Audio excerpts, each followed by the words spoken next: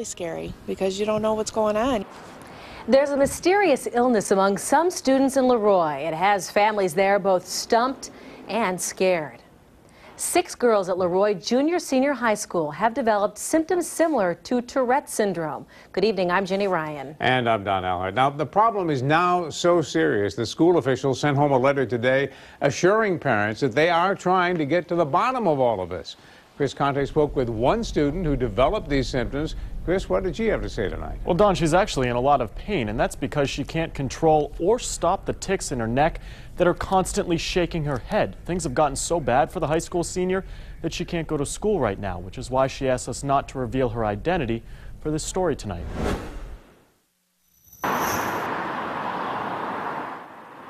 There's a mystery in Leroy that no one seems to be able to solve. This is my 8th or 9th day straight ticking and it doesn't stop.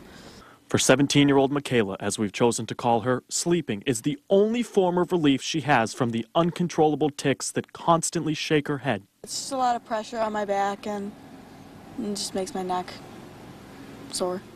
The high school senior has never had so much as a stutter, so imagine her mom's surprise when the teen woke up from a nap a few weeks ago and could barely speak. Frightening. They used the term death when I took her to urgent care. But as strange as this sudden onset of ticking and shaking may sound, Michaela isn't the only one. Have you found any answers? Nothing so far. According to health officials, at least 5 other girls have developed the Tourette-like symptoms here in Leroy over the past few months. What's causing it? No one knows. It's terribly scary because you don't know what's going on. Michaela has been to a psychologist, neurologist, general practitioners. There have been MRIs, metal tests, and blood tests. So far, though, no answers.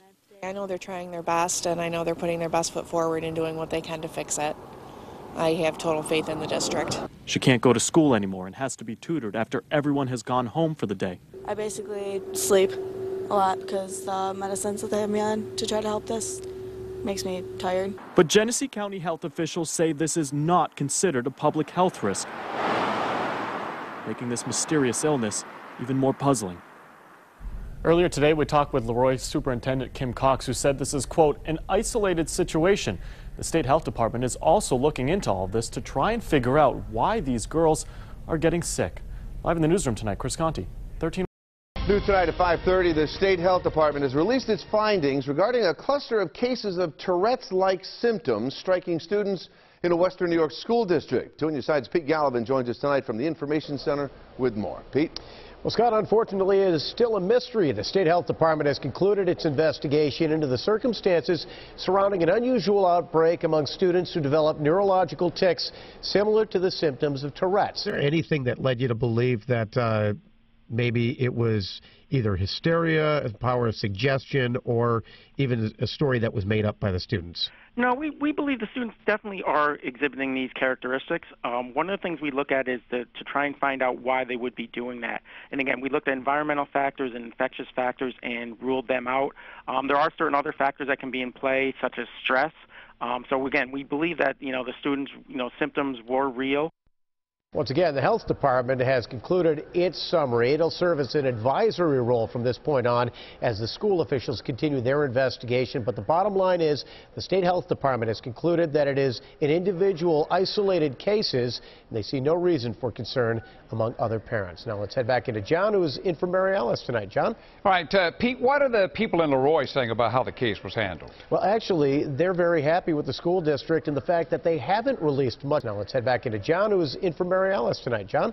All right, Pete, what are the people in Leroy saying about how the case was handled? Well, actually, they're very happy with the school district and the fact that they haven't released much information other than the bare bones and no information about the students because it is a tight-knit community that's very protective, and they say that these are things that should be handled privately, and only the information such as what the state health department has released is what should be sent out to the public. So they're encouraged and happy, but they still, just the same, would like some answers. John?